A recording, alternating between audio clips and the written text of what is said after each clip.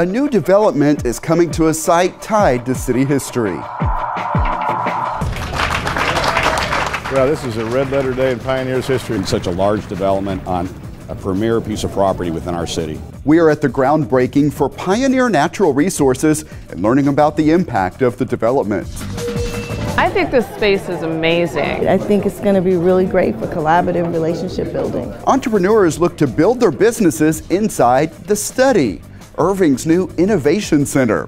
Get a look at the former Central Library's big makeover. This is awesome. I am excited that they finally got a farmers market here in Irving. New farmers markets open in Irving, and we are seeing some of what is available for customers. Plus, beating the heat with donations of fans for the needy, donations of water for first responders, and a look at new summer fun on Lake Carolyn. This is City Source. Some people are beating the heat on water blades and getting the effect of walking on water. Hello and welcome to City Source. I'm Thomas Gandy. We have the new sport coming up, but first, a trio of economic development stories. Pioneer Natural Resources has committed to staying in Irving and keeping more than 1,000 jobs here. It will be moving from William Square into a new building, which will be the first part of an even bigger development on Hidden Ridge. We found out about the future and past of that key site in Las Colinas. Crumbling stairs leading to a bare foundation are the only remains of a huge ranch house that once stood here.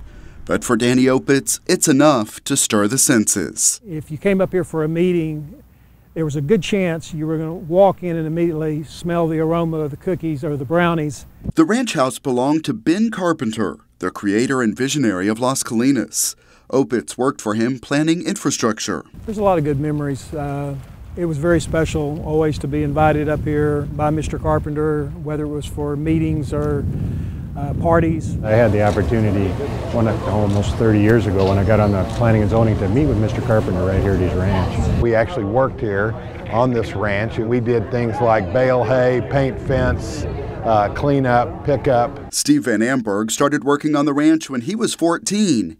He made $1 an hour. When you're 14 and you get $50 a week, that was a big payday. But those days are long behind him. Long way from, ranch head to CEO. Well, I'm proud to be here. Now, his company, KDC, is redeveloping this land, now owned by Verizon. This site was always designated to be the A++ best site in all of Las Colinas. It will be the new headquarters for Pioneer Natural Resources.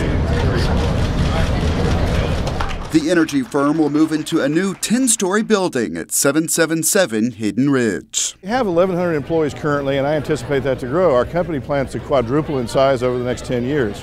This building will allow us, on the one hand, to be able to incorporate a lot of that early growth, but then we have potential to even build another wing on the building. So we're planning ahead for a lot of growth. It's a great day. I mean, such a large development on a premier piece of property within our city. Carpenter's Ranch's homestead. Thank you for choosing to remain here at home in Irving, Texas. The company started in Irving 20 years ago. It is currently located in William Square, and its lease is ending. So the city offered Pioneer incentives to keep it here. We'll be getting more than we had when it was raw land.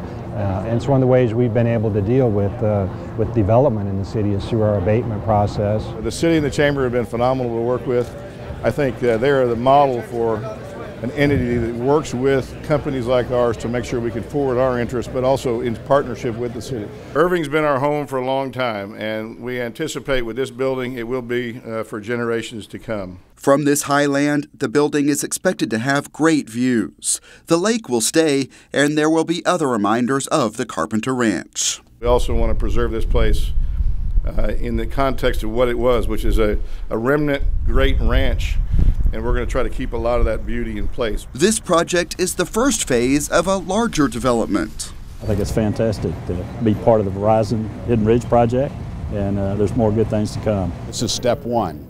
This is the anchor. We're going to have a living lifestyle area right down the street with restaurants and places for people to go. It will be located along the Dart Orange Line, making it a transit-oriented development. This will be a completely TOD on its own. There will be office, there will be residential, there will be commercial, and so it's a real opportunity for us to really start with raw land and build something. What we look forward to seeing next is other corporate interests to relocate here from out of the state of Texas, from the global economy, and then you'll see lifestyle components, retail, green space, boutique hotel. Once this gets going, we have the Music Factory, we have Water Street, everything in this area is just building up. It's just a great area to live right now. While there is plenty of enthusiasm about the future, people are also thinking decades back as they stand at the former ranch and think of visionary Ben Carpenter.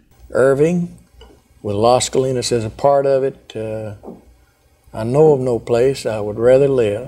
It's kind of exciting for me to be here on this property where you think that, you know, today what we have in Las Colinas, the business climate that we have, was all his vision, and it was all done right from here. I just hope that people will enjoy and respond to what we've done here and enjoy it, and it becomes positive and creative for the people who live here. He had a phenomenal vision, and he wanted to do it right, and it's really nice to work for somebody like that. Planning and memories that pave a path for the future. Mr. Carpenter would be extremely proud of what's being developed.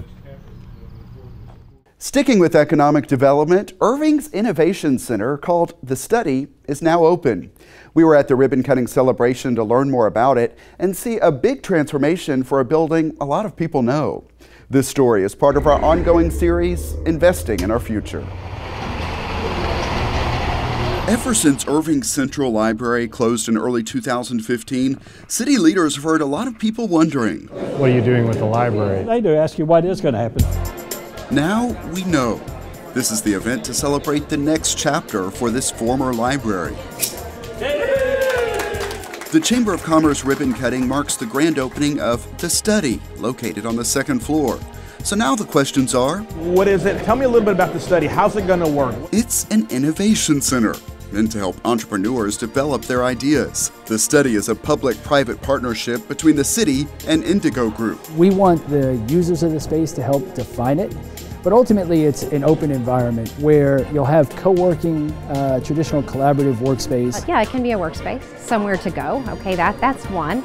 Somewhere to collaborate, that's another. Entrepreneurs can work to foster ideas and draw on the experience of experts. And I can't wait in a year to report the things that we've done. You've thought this through. Absolutely. Irving resident Kelly Thomas Drake is using the space as she promotes her health records app called My Purple Folder. The reason the name is My Purple Folder is because I kept all of my grandmother's personal healthcare records in a purple accordion folder, and this is now the digital representation of everything I did manually. You can take a picture and it uploads all of the character information. She hopes her work here will help her achieve her goals. We're looking to go throughout Texas, then domestic, then globally, to help change the face of healthcare. So now that we've seen the finished space, it's great. I think it's going to be really great for collaborative relationship building. The Women Veteran Enterprise Center will have a satellite office here. So we'll be bringing our programming here and kind of duplicating what we do in Southern Dallas here in Irving. Among other partners, the Irving Chamber also has an office in this building. The Irving Independent School District will have students involved, and the study is looking for more community and corporate partners. All of these aspects are designed to both help individual entrepreneurs and the economy overall. All of them are involved in order to create a space that business and people can collide and collaborate and come up with tomorrow's and next year's innovative ideas. Like when they do that, we improve the city of Irving. That's what it's all about. It's about business, and how do we make sure that the people that want to do business have a place to do it. It is a big transformation for the space. This is what it looked like in early 2015. And here's what it looks like now. So I think it's a great reuse of this facility. It's been idle for, a couple of years now since the South Library is open. And so I'm excited about it. And more change could be ahead for this building. Here within the next year, we're going to be seeing our new Heritage Museum come in on the first floor. So you're going to have our heritage and the future with innovation all tied together in a very collaborative space in one building. New chapters for an old library. There's a lot of opportunity for you to contribute to what we're doing here. The study and planned museum are also designed to draw more attention to Irving's Heritage District. The city has 2 new farmers markets operating on the weekends. One is in the Heritage District and the other is at the Irving Arts Center. The City Source team was at the grand opening of both.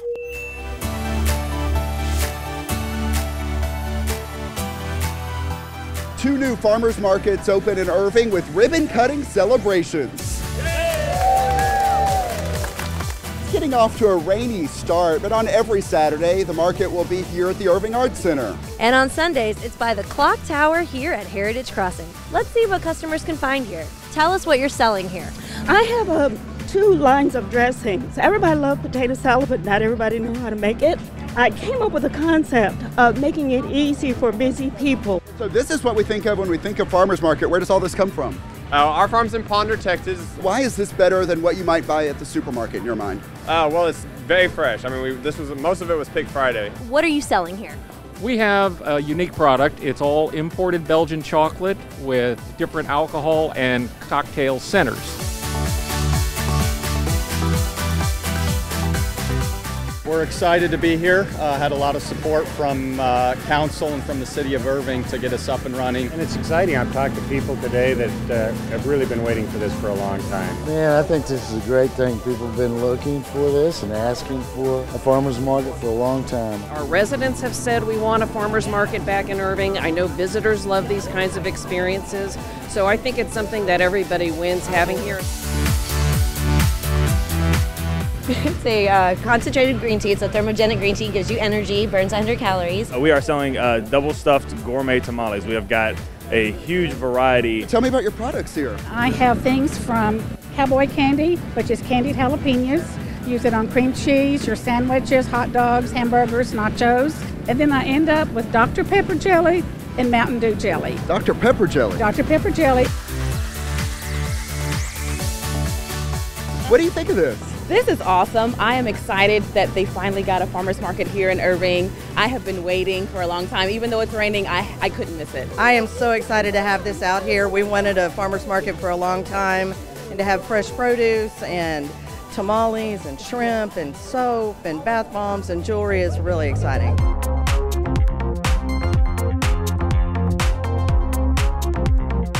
It's crazy watching you work. Do you always work this fast? Yes, sir. Yeah, believe me, when you're up there in the field, picking okra, picking the squash, you want to finish as fast as you can. That way you can go home and take a rest.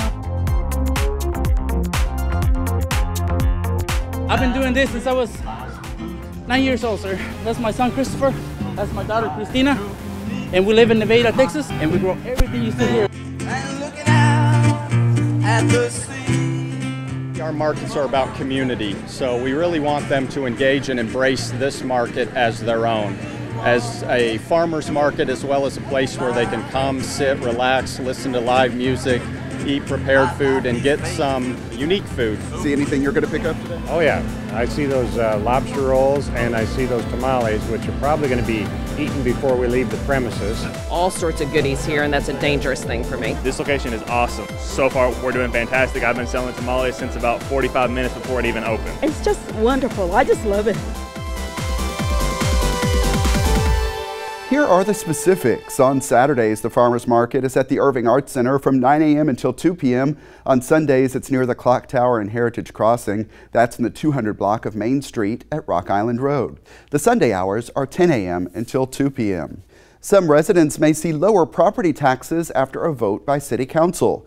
The property tax exemption for residents who are at least 65 and/or disabled will increase $5,000 to $35,000. City Council made the decision to help ease the financial burden for these seniors who are often living on fixed incomes. For an average home, that can mean a $300 savings each year. Interested residents who are 65 and/or disabled must apply through Dallas County at the website on your screen. It's dallascad.org/exemptions.aspx. The increased exemption will go into effect with the tax bills due this coming January. Several traps in Irving have caught mosquitoes testing positive for West Nile virus. As of production time, there are no reports of human cases, but experts advise taking precautions. Anytime there is a positive trap, the city sprays the surrounding neighborhood in the overnight hours. The city's mosquito control team also recommends people wear mosquito repellent containing DEET while outside and empty standing water around their homes. More protection tips are at irvingfightsthebite.org. That's also where to find updated spraying schedules. Health experts are also spreading the word about ticks, saying that this could be the worst season in years. That's in part because of a warm winter. The Irving Parks Department is among those spreading the message. The Centers for Disease Control and Prevention advises repellent with DEET to prevent ticks, as well as those mosquitoes we talked about. After coming indoors from a hike, trail ride, or camping, check your entire body for ticks. Wash clothes in hot water and put them in the dryer. More tips are at cdc.gov/ticks. As temperatures heat up this summer, Irving Water Utilities says water usage generally doubles, getting up to around 60 million gallons each day as more people water their lawns, fill their pools, and otherwise increase usage. Water Utilities reminds residents of ongoing water restrictions. People living in a home with an even-numbered address may water on Tuesdays and Saturdays. For odd-numbered addresses, it's Wednesdays and Sundays. Irrigation is not allowed between 10 a.m. and 6 p.m. when evaporation rates are the highest. In this dangerous heat, some residents are getting help. A business group stepped forward and its donation can be found in its name. It is Ford Credit's Ford Employee African Ancestry Network, or FAN. And when it came time for the delivery, the Irving Fire Department stepped up. Take a look. Ford Motor Credit, they've donated 70 box fans to us that we're delivering to Irving Cares today. We're thankful for this help because having a smaller electricity bill would really be a big benefit for our customers. In the fire department, especially on the EMS side, I'm sure you see how serious this heat can get. We do, and it can be a life-threatening situation, and you see across the country that there are deaths related to high heat. In the summertime, your electricity bill is going to go up. So we are able to serve about 20 families a month with emergency assistance to pay the electricity bill. So the people having these electric fans is really going to help them hopefully have a smaller bill. What were you telling everybody as they were walking by? I was telling them thank you for the donations. The clients are going to be excited about getting fans. We were talking about the temperatures going up, so this will come in handy. We really do need the help of all parts of the community in Irving, and we're very thankful that we do have a lot of support. The fire department itself, we're very proud of this community. We're proud to serve the community, but we look for every opportunity we can to give back. Chief Conley is very responsible with our community to make our residents better and to help them as much as we can. We're very thankful for Irving Fire and for Ford Credit for doing this work for Irving Cares. The customers that are going to receive these electric fans are really going to be appreciative. Yeah, as you heard in that story, not everyone has air conditioning. In extreme heat, the city of Irving could open cooling centers to help more people. Normally when there's an extended period of 100+ degree heat, we will partner with some of our nonprofits like the Salvation Army and open cooling centers, as well as city-owned facilities. We push that information out on the city website so people can have a place to go inside where there's air conditioning and get out of the elements. And a lot of time we do provide bottled water and things like that at those cooling centers. The heat can be rough on everyone. Police and firefighters do a lot of their work outdoors. Church members collected donations to help make this summer a little more comfortable. And they did not let rain stop them from their deliveries. Regardless of what the conditions are, we're going to go and deliver water and Gatorade to these stations. Whose truck are we going to first? Today will be our second year to deliver water to and Gatorade to the firefighters, all the fire stations and the police department to help support them during the hot summer days. It's about community service.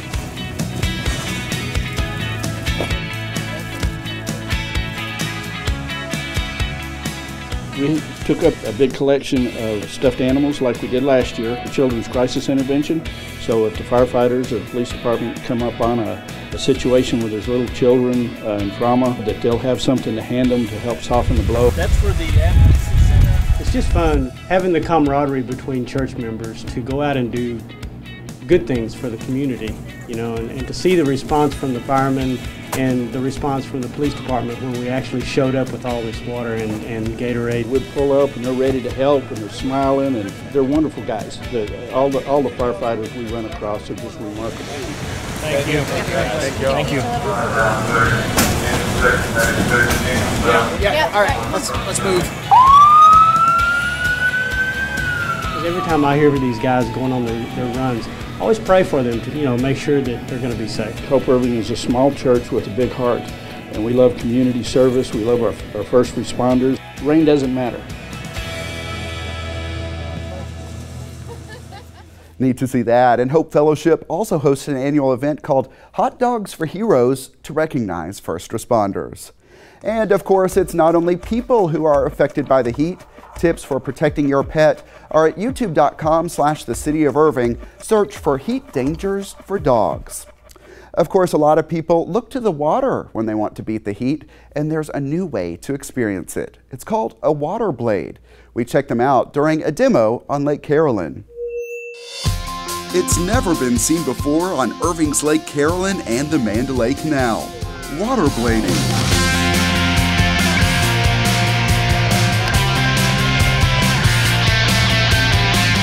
It's our first demo for waterblading. It's a new water sport. It's a balancing act without a paddle. No paddle, but there is a motor. The inventor says the idea for the water blade came from trying to achieve the impossible. Originally, I was trying to do something to walk on water. For experienced riders, it looks like they are walking on water. For the newbies, I figured I'd come out and give it a shot. You can see it takes some time to get the hang of it.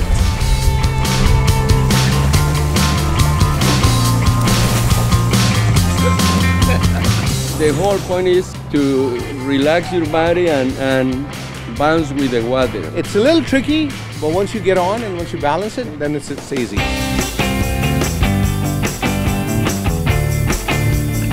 There are different models of water blades that can accommodate people of different weights. There's even one made for dogs. The pub ride, we create that because many people, they have a small dog they carry around. Stand Up Paddle North Texas already offers recreation on Lake Carolyn Tuesday through Sunday all summer long. We offer paddleboarding, we do sunset tours, we do canal waterfalls. Now it's considering adding the water blades to its collection. People say riding on the water can be the best way to take in the view. It's a really picturesque place to paddle. It's got a lot of big, beautiful buildings coming up and should have a lot of good stuff for the future down here. And while taking in the view, waterbladers also get a workout. When I did the stand-up paddleboard, I noticed that I exercise only my upper body. Stand-up paddle is a core exercise. This is going to be lower extremities all the way. Exercise and an exciting experience on Irving's Lake Carolyn. Oh, that was some amazing waterblading. And our crew had a lot of fun on that shoot. Those water blades could be available for rent there soon. In the meantime, Stand Up Paddle is open for paddle boards and other recreation on Lake Carolyn. The weekend hours are 10 a.m. until 5 p.m. Weekdays are available by appointment. The city's pools and aquatic centers are also popular places on these summer days. In fact, Aquatic Supervisor Lynn Harper says visitor numbers are way up. She has some tips for people going to any pool. Number one, you want to make sure that you've got swimming gear that's appropriate for swimming. So that would be something that's non-bulky, non-water absorbent, hopefully actually designed for swimming, swim trunks, swimsuits, something like that. With kids, you cannot supervise enough. Something can happen in 2 or 3 seconds, and you don't want your kid to have a bad experience or worse. So that constant supervision factor is absolutely critical. She says the city also continues to hire more lifeguards. For some, Harper says it is the perfect job. I would say anyone who's looking for that kind of experience where you really do become a community role model, where you really are making a difference, and where you're looking to upgrade your skills and be able to do something that's going to cross over and stay with you for your life, the lifeguarding experience is definitely one that you might want to think about. Applicants must be at least 16 years old and have a current American Red Cross lifeguard certificate. Even though lifeguards must be 16 to be hired, the certification process can start at age 15. The city offers classes to help candidates achieve that certification. In addition to that, scholarships are available in some cases to help pay for the cost of the classes. Applications and more details are at cityofirving.org/aquatics. And with that, it's time for our Pets of the Week. JP Zavala is at the Animal Care Campus. We're at the Animal Care Campus with Michael Whiteside. And Michael, this cutie is? This is Bella. She is a Chihuahua mix. She's about 4 years old, and she was actually adopted from DFW Humane Society about 3 years ago and was just returned last Saturday because her owner's traveling too much and they couldn't take care of her any longer. So she's back here with us, looking for another home. You know, she's a little unnerved because it's all new to her, all the activity and being in the kennel. But she's a really sweet girl. Yeah, she seems really, really sweet, and I mean, I'm assuming her personality is like, you know, she loves to run around, or how's her personality like?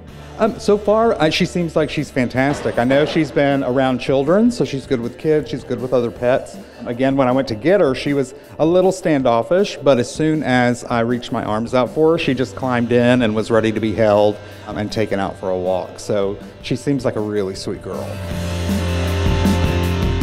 Michael, and this cute little guy is? And this is Captain Jack. He is a very handsome gray tabby. He's about 2.5 months old. I believe he came in with some litter mates. And so he's just gonna be, he seems pretty calm so far. I think he's gonna be a great kitten for anybody, really. I think that's an awesome name for a cat, Captain Jack. It is pretty awesome. You know, I'm sure whoever took him in here at the shelter probably gave him the name. And you know, it's pretty good. And he's just a lover. He's just cuddling. He was cuddling with a customer when I went to get him. So he's quite a lovable cat. Yeah, he seems like a really friendly cat. And so this month there's a big promotion for cats, right, at the Animal Care Campus. Can you tell us a little bit about the promotion? Oh, definitely. Yep. For the rest of the month of July, all kittens are only $50 to adopt. And all cats that are a year or older are free to adopt. Because again, we're still in the middle of kitten season, so kittens are constantly coming into the shelter as well as cats. So we want to just do whatever we can to find the best homes for them. So if you're looking to add a cat or a kitten to your home, please come out and see all of the great ones that we have here right now, including Captain Jack. Yeah, and who wouldn't want Captain Jack Sparrow as their cat, right? Exactly. Of course, you probably wouldn't want to mix him with a sparrow at your house. But you never know, he's a kitten. He may not even know that he's supposed to do that. All right, Michael, and this big, beautiful girl is? This is Khaleesi. She is about a year old. She's an Anatolian Shepherd mix. And she came to us from a rescue partner with another Anatolian Shepherd mix who's about 4 years old. And the two of them and one additional dog were abandoned at a vet hospital where they had been taken to be boarded. And so the owner just left them there, and one of our rescue partners got them out. And then we took in the two of them, Khaleesi, this one, and then Sarah is the other older one. And they're super sweet. They're really sweet girls. They do tend to shed quite a bit, so they need some regular grooming, but they're very, very sweet. Yeah, it seems like Khaleesi is she's very calm, you know, very calm, and like you said, very sweet. Yeah, and both of them have that kind of disposition. They're very calm. You know, she's a little nervous now, but she's only been here, I think, since Friday or Saturday as well. So she's fairly new to the shelter environment. Hi. So she's still getting adjusted to all the noises and everything. So that's why she's looking a little nervous.